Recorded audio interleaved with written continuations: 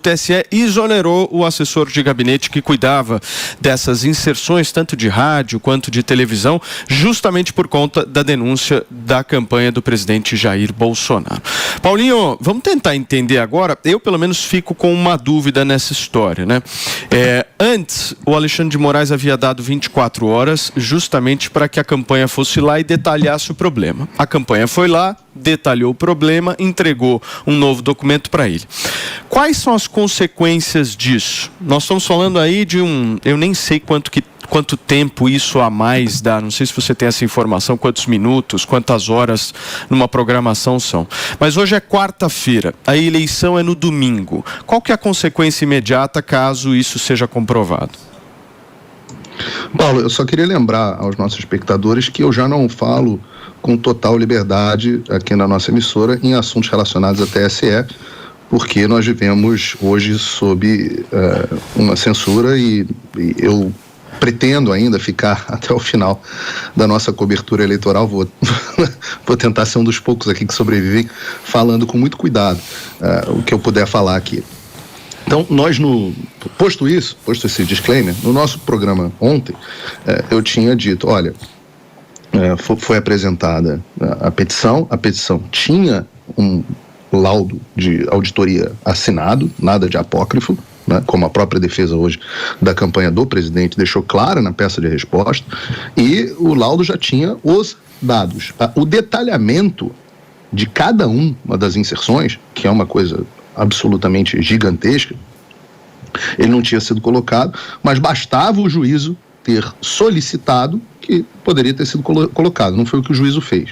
O juízo simplesmente pegou e disse que o dado desqualificou a denúncia e ainda ameaçou a parte que estava fazendo o reclamante, né? Ainda ameaçou o reclamante de que, em tese, ele estaria cometendo crime eleitoral. Agora, eu achei brilhante a forma como a campanha do presidente fez, e eu disse ontem no Ar que Faria, ontem ainda, eles planejavam fazer de manhã, mas fizeram de forma mais detalhada ainda ao final do dia, e fizeram vazando na internet para que as pessoas tivessem acesso aos documentos. De forma que não é mais possível, nem que o TSE queira esconder os dados, o TSE não é bem conhecido pela sua transparência, o TSE, mesmo que o TSE quisesse esconder os dados, não poderia mais. Todos temos acesso. E aí, hoje, nós amanhecemos, e agora começamos o nosso Morning Show, com a bomba do batom na cueca, né?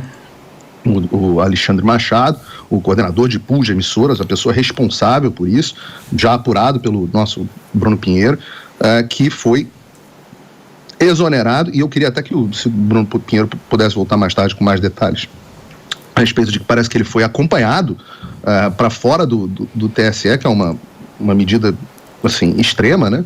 E estamos falando de alguém que era parte central nesse processo e que isso há 4 dias, 5 dias da eleição mais importante da história do Brasil. Então, nós estamos falando de um batom na cueca, uma confissão de culpa. E nós temos agora um problema, né? Primeiro, temos que fazer uma correção. A Amanda Klein, agora há pouco no Jornal da Manhã, falou que tinha apurado e afirmou que essa era uma demissão burocrática sem qualquer relação com o episódio de denúncia do Jair Bolsonaro. Vocês me desculpem. Vocês me desculpem. Isso é uma falta de respeito com o espectador. Eu até admiro em muitos aspectos a Amanda, mas isso é uma falta de respeito com o espectador.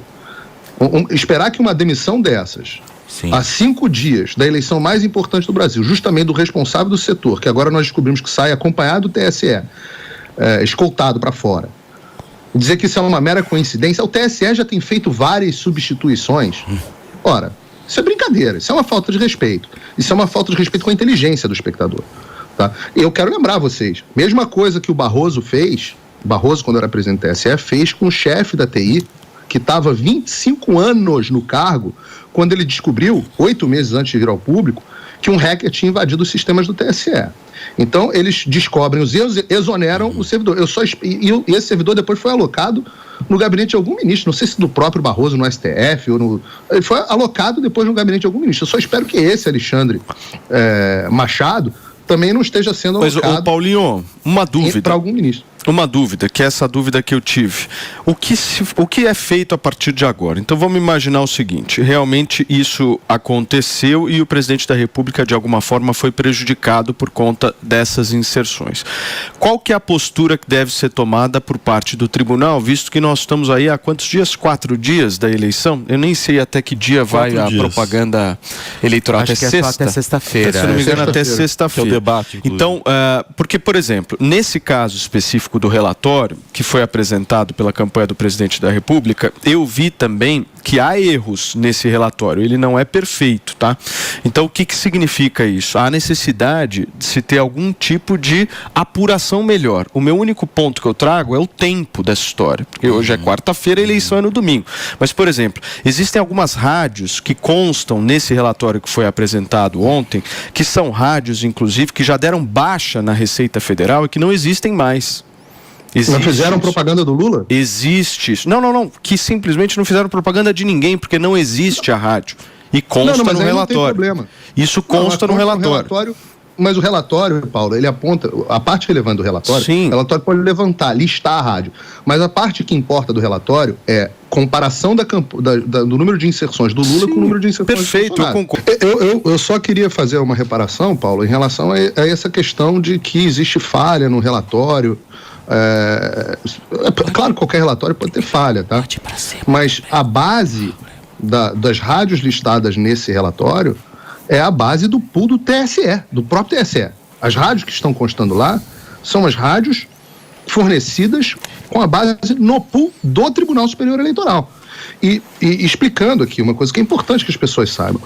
Uma rádio é uma concessão pública. Nós aqui estamos na rádio. Isso é uma concessão pública. As ondas aéreas pertencem à sociedade e são concedidas.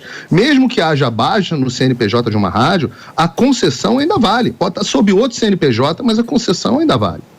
Então, o ponto mais importante é, se não tiver havido veiculação de propaganda do Lula, é irrelevante para esta matéria que está sendo avaliada.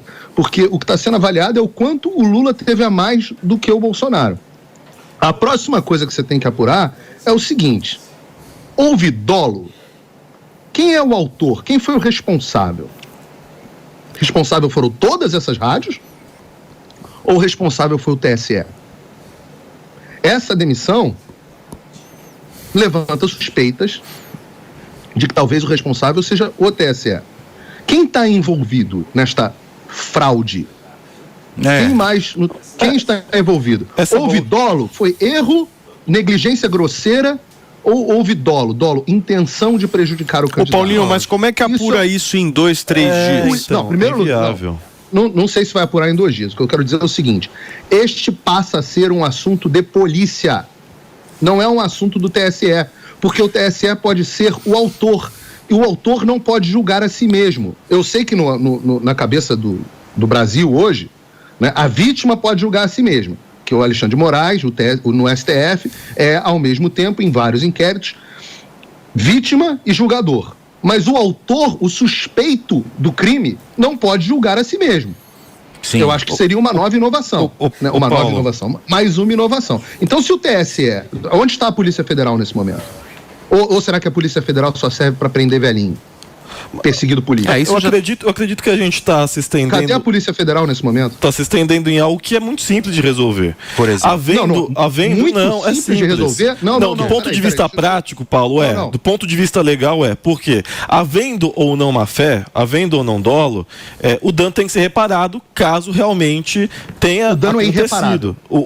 Não, tudo bem, mas aí a justiça cumpre o papel dela de tentar reverter, pelo menos de forma singela, na medida do possível que ela consegue. Até porque a culpa não é do TSE. A culpa, caso isso de fato tenha acontecido, a culpa são das rádios que fizeram isso. Não necessariamente, querido. Não necessariamente. Não. Se as rádios não receberam... Se as rádios não receberam... Não, em primeiro lugar... Você tem que imaginar que tem um complô envolvendo várias rádios. Toda vez que você tem um grande complô e você tem a possibilidade da ação ter sido coordenada em um ponto, a suspeita recai mais sobre esse um ponto. Porque é muito difícil coordenar tantos autores de um crime. Tá? Então, assim, hoje, se eu estivesse operando como autoridade policial investigadora, o meu principal suspeito estaria o TSE.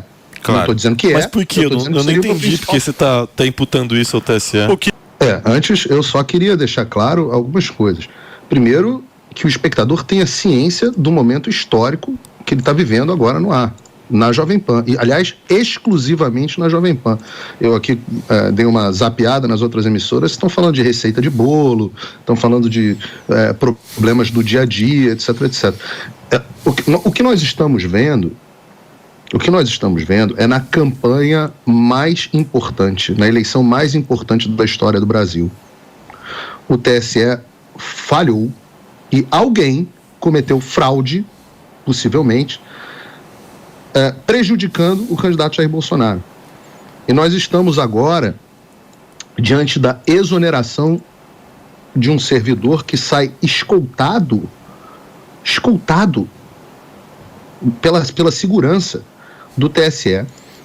Esse servidor vai à Polícia Federal e ele diz que que tem medo da sua integridade física. Maravilhoso, Tem medo da sua integridade física. De quem? Por parte de quem? Porque ele diz que desde 2018 vem alertando esses problemas ao TSE e o TSE não toma medida alguma. E diz que tem comprovação disso. E a partir do momento onde ele diz que tem a comprovação disso, ele se sente injustiçado, ameaçado e se sente inseguro. E por isso vai à Polícia Federal. Vejam a gravidade do que a gente está falando. Léo, eu acho que você não entendeu. O TSE é o principal suspeito. Mas o principal suspeito na história é o TSE, Léo. Não são as emissoras. Paulinho, mas você não pode. Agora, não dá para achar que esse foi mais um lobo solitário. Esse é o Adélio do TSE? Não, mas eu acho complicado, porque aí quem que foi, a quem ele reportou isso, por quem passou isso, aí tudo bem, as pessoas físicas envolvidas, porque o TSE é uma instituição, as pessoas físicas que porventura tenham realmente arquivado, ignorado essas acusações, essas denúncias, aí sim, eu concordo que essas pessoas têm que ser investigadas, mas falar em nome do TSE, o TSE enquanto um complô para calar isso, eu acredito que seja pouco complicado. Eu acho que nesse momento... Mas eu não falei que houve um complô do TSE, porque não existe o TSE. Existem pessoas físicas, isso mesmo. Quem presidia o TSE desde 2018? Depois entrou quem? E depois entrou quem? Ô, Paulinho. Hoje, durante o curso eleitoral, quem são as pessoas responsáveis? Ora, entenda, é por isso que eu estou defendendo, e eu estou dizendo isso desde ontem. Quando você apresenta um indício, você abre um inquérito, e não você vira para vítima, reclamante, e a desqualifica e a ameaça. Repara como foi absolutamente incorreto e inoportuna a resposta do Alexandre de Moraes à campanha do Jair Bolsonaro. Posso tirar uma dúvida? Eu quero... Antes de mais nada, nós precisamos entender o que está acontecendo, para depois entendermos o que vamos fazer. Ninguém pode tomar uma decisão do que fazer daqui para frente se não souber o que está acontecendo. Quem são os envolvidos? Ora, essas mesmas pessoas são responsáveis por todo o sistema eleitoral brasileiro. As pessoas precisam botar a mão na cabeça e entender a gravidade. São essas mesmas pessoas que asseguram que o nosso sistema é infalível. Sim. Nenhum sistema no mundo... Nos Estados Unidos, eles falam em fair elections, eleições justas. Nunca se falou aqui em perfect elections. Sim. Nunca. O que nós temos hoje no Brasil é um sistema que defende para si a perfeição, diz que é o melhor sistema do mundo, perfeito, inviolável, e essa é a qualidade dos servidores que estão lá. Ora, ele inclusive passou por todas as áreas do TSE. Essa é a qualidade dos servidores que estão lá, acompanhando o nosso processo eleitoral. Inclusive pessoas que reclamam de problemas que sequer são ouvidos, os problemas são jogados para debaixo do tapete. Então nós precisamos primeiro entender o que está acontecendo. A Corte Eleitoral tem condições de conduzir o processo eleitoral no Brasil? Essa é uma reflexão que eu faço como cidadão. Essas pessoas são pagas por mim, pelo dinheiro dos meus impostos, para conduzirem as eleições e não parecem qualificadas para tal. Não parecem qualificadas para tal. Talvez o que eu dolo. Veja, por que eu posso com enorme grau de certeza dizer que parece haver dolo? Porque as inserções são majoritariamente por todo o Brasil, favorecendo um candidato. Ora, aí precisamos entender, se o TSE está favorecendo um candidato nesta área, onde mais o TSE pode estar favorecendo? Ou, melhor, sendo mais preciso nas minhas e palavras, também, Figueiredo... que só para eu dizer isso, Felipe, para não ter mal entendido, se alguns servidores do TSE estão favorecendo a candidatura do Lula, que outros servidores do TSE estão favorecendo a candidatura do Lula? Ou que seja, a candidatura do Jair Bolsonaro. Entendam, a lisura do processo eleitoral está em questionamento pela sociedade nesse momento. E não é mais uma questão de achismo. Ora, é factual agora.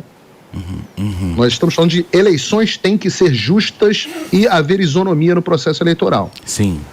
Nós estamos afirmando agora, neste momento, que todas as evidências apontam para o fato de que não houve isonomia no processo de divulgação da campanha de um dos candidatos. Então é muito cômoda a postura do Léo e de outras pessoas falar, agora a justiça vai ter que reparar da forma singela. Ora, da forma singela, Paulo, e o Brasil vai ter que aturar. Eu acho engraçado isso. Mas eu acho engraçado isso, porque quando foi